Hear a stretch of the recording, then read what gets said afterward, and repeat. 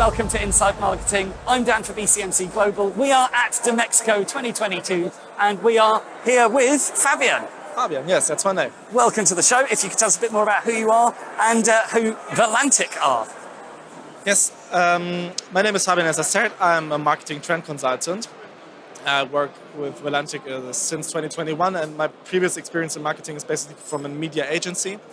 What I do currently is basically narrowed down that I connect marketing trends to CRM solutions to basically get clients ahead in their digital interaction with clients.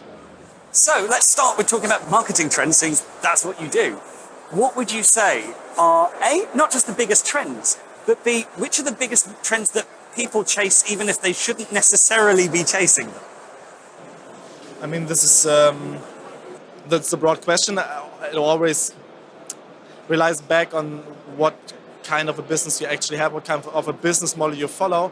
But I think we're living in an era where our consumers or other customers could technically reinvent themselves multiple times a day, right? You have different roles, profiles on social media and so on. So what is important is that when you actually have an interaction, you can clinch to it and you actually extract the data. That is maybe one bottom line trend.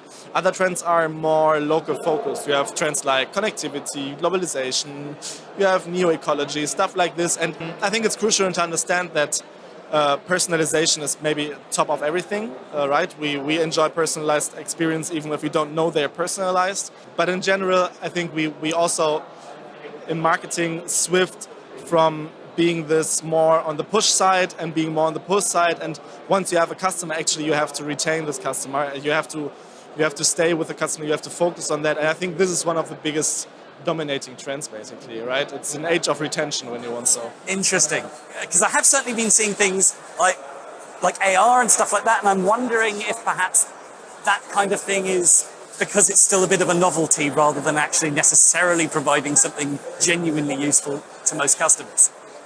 When I come back to you in my mind for your first question, what is possibly a trend people are clinging on, even if it's not worth it?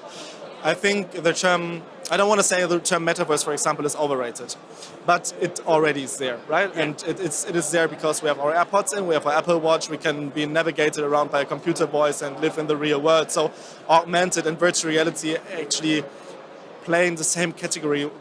It's basically giving the underlying digitization of our world a new interface. Yeah. And it's fair. I mean, we constantly look for innovation in marketing and in digital worlds, and be it metaverse, right?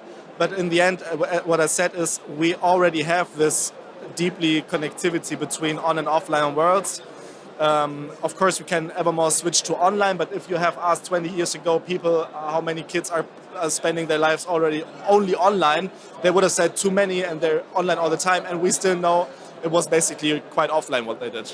Yeah, that makes sense. So trend is not easy to capture on that. No, I understand that. But isn't that really the essence of what the marketing conundrum? It's always hard to, even when you get identifiable numbers, to really truly understand what those numbers mean.